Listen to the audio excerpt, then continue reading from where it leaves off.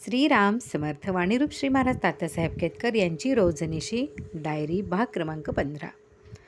बहुतेक 1928 सालातली गोष्ट असावी. सौ यमुताई वासुदेवराव फडके यांची मुलगी बॅरिस्टर अभ्यंकरांकडे त्यांच्या पुतण्याला दिली होती. तिचे लग्न होऊन 2 वर्ष झाली होती व तिला एक मुलगा झाला. तिला ताप येत आहे असे कळले व तो वाढत जाऊन मुदतीचा ठरला. वासुदेवराव व त्यांची मंडळी तिचेकडे गेली. तिचा आजार वाढतच गेला व एके दिवशी सकाळीच दुखणे कठीण आहे, श्रींनी यावे अशी तार आली. श्री महाराजांना तार वाचून दाखवली. श्रींनी उत्तर पाठवण्यास सांगितले की आशीर्वाद, मी तेथेच आहे.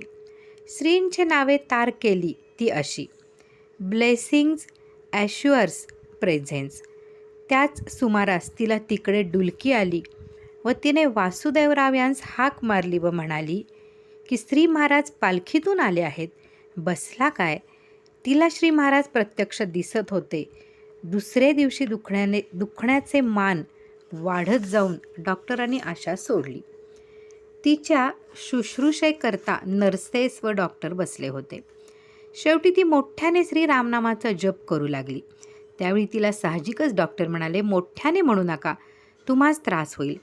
तेव्हा तिने सांगितले की डॉक्टर, आत्तापर्यंत तुम्ही खरोखर पुष्कळ खटपट केली. आता माझी जगण्याची आशा दिसत नाही, तरी मला सुखाने मरू द्यावे. यावर कोण काय बोलणार? तिचा जप सुरूच होता. तिला नुकतेच झालेले लहान मुलगा जवळच बाजूला होते. त्यास पाहावयाचे आहे काय म्हणून त्यांच्या घरापैकी कोणी विचारले. त्यावर ती म्हणाली, त्याला मी एकदा पाहून ठेवले आहे. नंतर थोडा वेळ जप करून व नंतर श्री महाराजांची जय जय आरती श्री गुरुराया ही आरती सबंध म्हणून झाल्यावर हात जोडून नमस्कार करून शेवटचा श्वास सोडला. वय लहान, मोठ्यांच्या घरी लग्न होऊन गेलेली, त्यात मुलगा झालेला, अशा परिस्थितीत मन न गुंतता श्री भगवंताचे नामस्मरणात अंतकाल यावा, याहून दुसरे भाग्य कोणते? ही सर्व हकीकत वासुदेवराव परत आल्यावर त्यांनी सांगितली.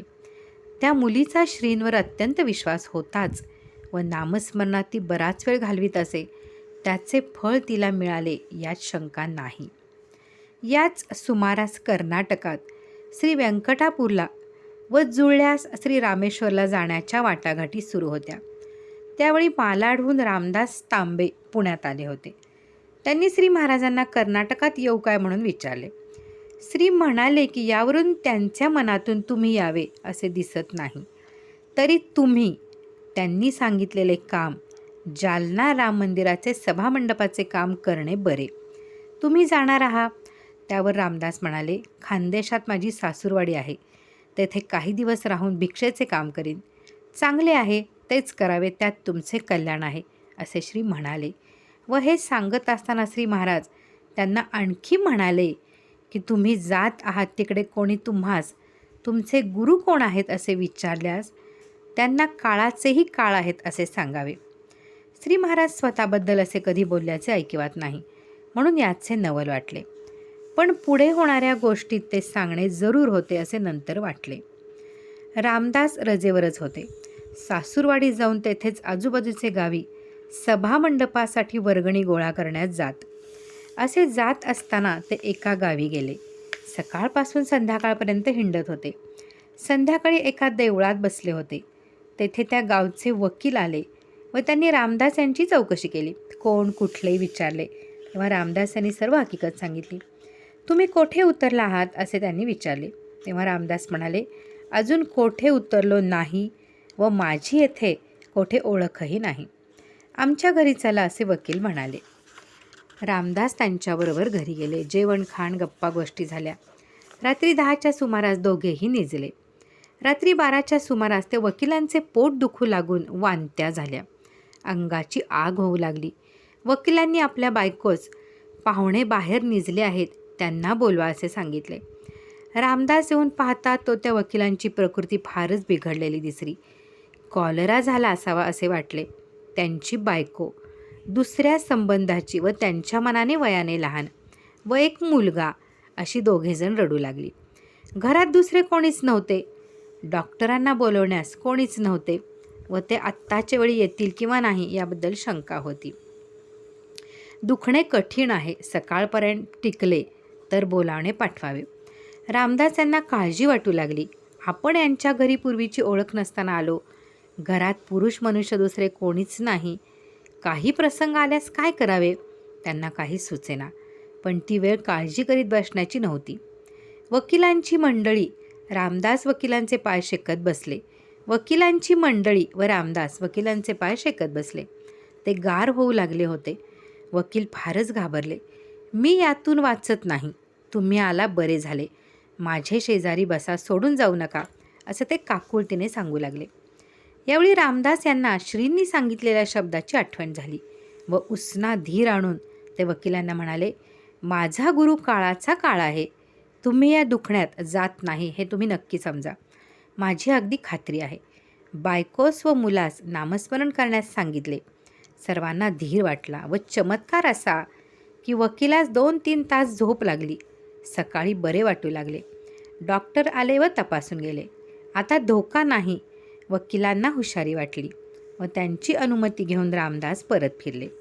वकिलांचे नाव आज त्यांना स्मरत नाही, पण ते गाव नंदुरबार आहे असे समजते.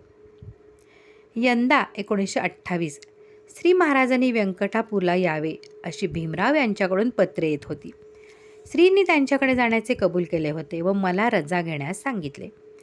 त्याप्रमाणे मी 4 महिन्यांच्या रजेचा अर्ज केला.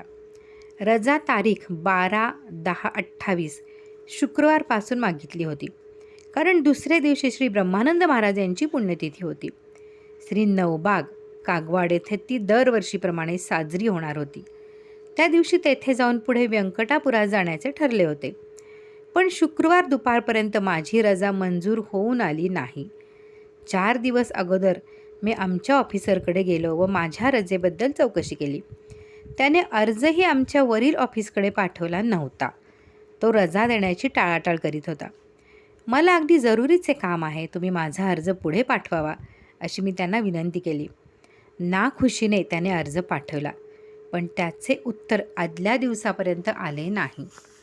श्री महाराजांना सांगितले, त्यावर रजा मिळाल्यास जाऊ. जशी रामाची इच्छा असेल तसे घडेल असे म्हणाले. शुक्रवारी मी ऑफिसात गेलो.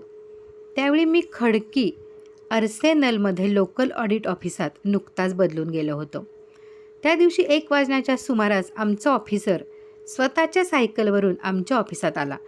त्यांचे ऑफिस 3-4 मैल दूर होते. आल्याबरोबर त्यांनी सांगितले की तुमची रजा आजपासून मंजूर झाली आहे व मला लागलीच ऑफिस सोडण्यास सांगितले. त्याप्रमाणे 2 वाजण्याच्या सुमारास मी घरी आलो. तेथून रजा मिळाल्याचे सर्वांना कळले व मंडळींनी निघण्याचे ठरवले. त्याप्रमाणे आम्ही 12/10/28 शुक्रवार रोजी 5च्या गाडीने शेडबाळला जाण्यास निघालो. श्री महाराजांनी मला सांगितले की तुझे पगारापैकी अगर घरातील एकही पैसा घेऊन जाऊ नये.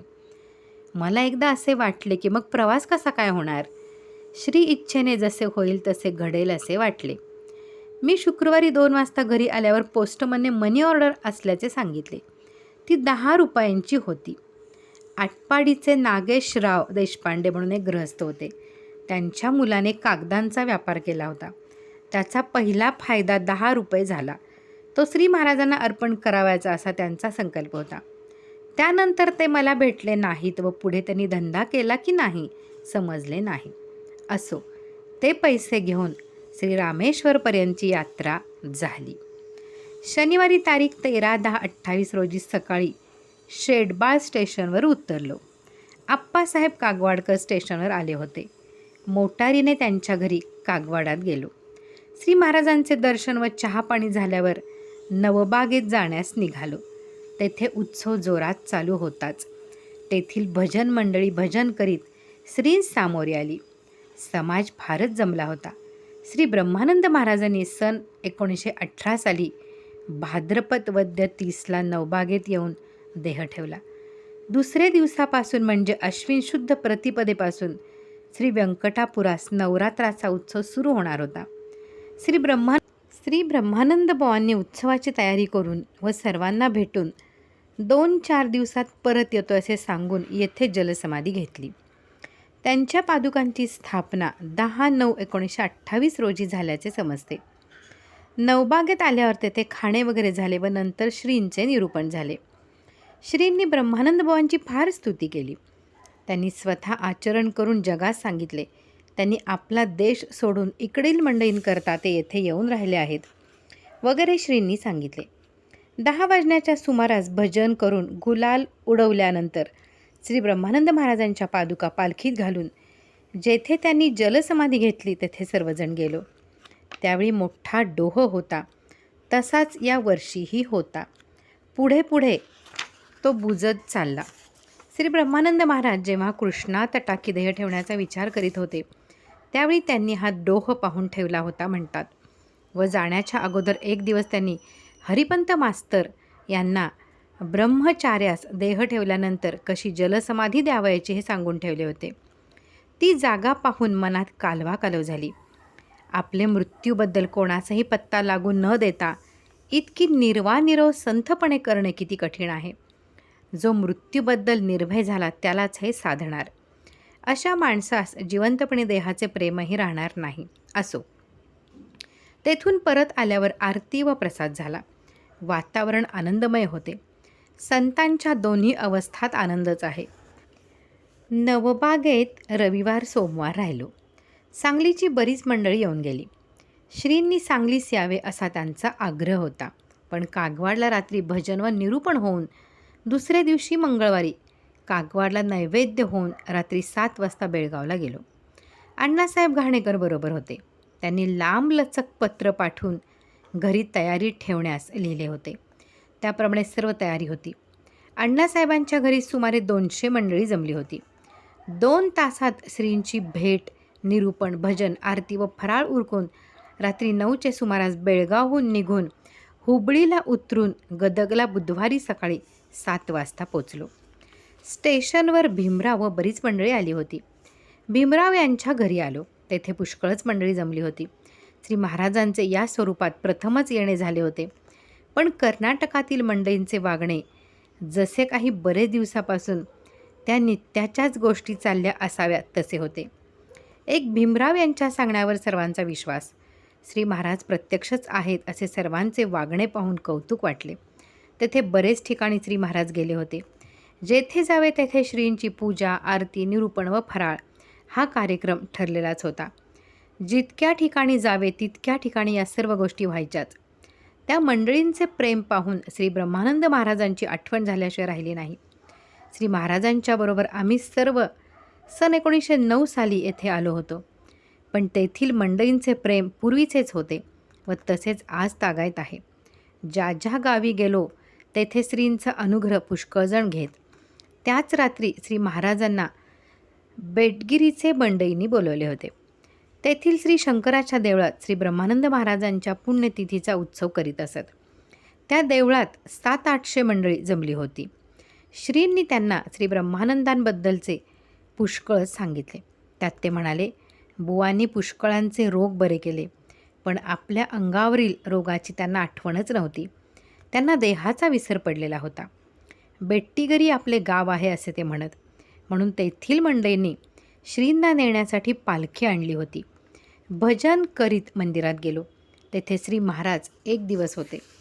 दुसऱ्या दिवशी म्हणजे तारीख 20/10/28 रोजी श्री व्यंकटापुरास जाण्यास निघालो व आम्ही दसऱ्याच्या आदल्या दिवशी श्री व्यंकटापुरास श्री व्यंकोबाच्या चरणाजवळ आलो. आज दसरा तारीख 11/10/29 आहे. याच दिवशी श्री व्यंकटापूरची हकीकत लिहिण्याचा योग आला. हे सुद्धा श्री महाराजांच्या कृपेचेच फळ होय. बेलदडीस असताना तेथे पुष्कळ मंडळी जमली होती. रात्री तेथील जागेत, अन्नछत्राच्या जागेत श्रींचे निरूपण तेथील लोकांकरता म्हणजे श्रीरामाच्या जमिनी करीत असलेली कुळे होती त्यांच्याकरता झाले. ते जातीने लमाणासारखे आहेत. श्रींनी त्यांना फार प्रेमाने सांगितले. त्यांस म्हणाले, तुम्ही दुसरे काही करू नये. श्री ब्रह्मानंद बुवांचे तुमच्यावर प्रेम होते. तुम्ही 2 गोष्टी करू नयेत. परस्त्री करू नये व दारू पिऊ नये व एक गोष्ट करावी की तोंडाने राम राम म्हणावे. निरूपण झाल्यावर श्रींनी तुम्हास कळले काय म्हणून विचारले. सर्वांनी कळले असे दाखवले. पण नंतर त्याचे भाषांतर करून सांगण्यात आले. सकाळी निघण्यास जरा उशीरच झाला. मधल्या वाटेने मोटरने श्री व्यंकटापूरला जाण्यास निघालो. तेथे मंडळी वाट पाहत होती. तेथील नेहमीचा रिवाज या नवरात्राच्या उत्सवात नैवेद्याबरोबर 12 वाजता होऊन पहिली पंगत जेवण्यास बसत असे. पण आज श्री महाराज येणार म्हणून उशीर झाला. तेथे गेल्यावर श्री व्यंकोबाचे दर्शन व श्री महाराजांचे दर्शन सर्वांनी घेतले व दुसरे पंक्तीस आम्ही सर्वांनी प्रसाद घेतला. सन 1909च्या मार्चमध्ये बरीचशी मंडळी श्री महाराजांच्या बरोबर आम्ही व्यंकटापूरला आलो होतो. त्यावेळी नुसता देवाचा लहान घुमट होता. श्री महाराज आत बसले गेले. तेथे काळोख असल्यामुळे श्रींनी मेणबत्तीच्या उजेडात श्री व्यंकोबाचे दर्शन घेण्यास सर्वांना सांगितले. तीर्थरूप भाऊसाहेब, सौबाई, अण्णासाहेब घाणेकर, कुबेर वकील, भडगावकर अशी बरीच मंडळी सुमारे 75 होती. त्यावेळी श्री व्यंकोबाची मूर्ती म्हणजे नुसत्या पुसट रेघा होत्या, अगदी अस्पष्ट होते. आता सन 1928 साली श्री व्यंकोबाची मूर्ती चतुर्भुज असून शंख, चक्र वगैरे सुस्पष्ट व सुंदर मूर्ती दिसली. श्री ब्रह्मानंद महाराजांनी येथे तपश्चर्या केली होती व श्रींचे आज्ञेवरून जीर्णोद्धार केला. आज तेथे मोठेच संस्थान झाले आहे. श्री महाराजांच्या मुक्कामात भजन, पूजन, नैवेद्य, निरूपणे सारखी सुरू असत. श्री ब्रह्मानंद बुवांनी नवबागेत जाण्याच्या आधी श्री व्यंकोबाच्या देवळाच्या आवारात एक भुयार करून ठेवले होते व तेथे मी जपास बसणार आहे असे लोकांना सांगितल्याचे ऐकले. पण योगायोग असा होता की त्यांचा तोच हेतू असला पाहिजे की त्यांनी देह ठेवल्यानंतर 4 दिवसांनी भीमराव यांनी नवबागेत जाऊन त्यांची लंगोटी व पिशवी व काठी घेऊन तेथे आले. हल्ली तेथे पादुका स्थापन केल्या असून पूजा अर्चा व पुण्यतिथीचा उत्सव सुरू आहे. श्री व्यंकटापूरचे स्थान एकांत असून रम्य आहे. यातील पुढील भाग आपण पुढे पाहूयात. श्रीराम जय राम जय जय राम.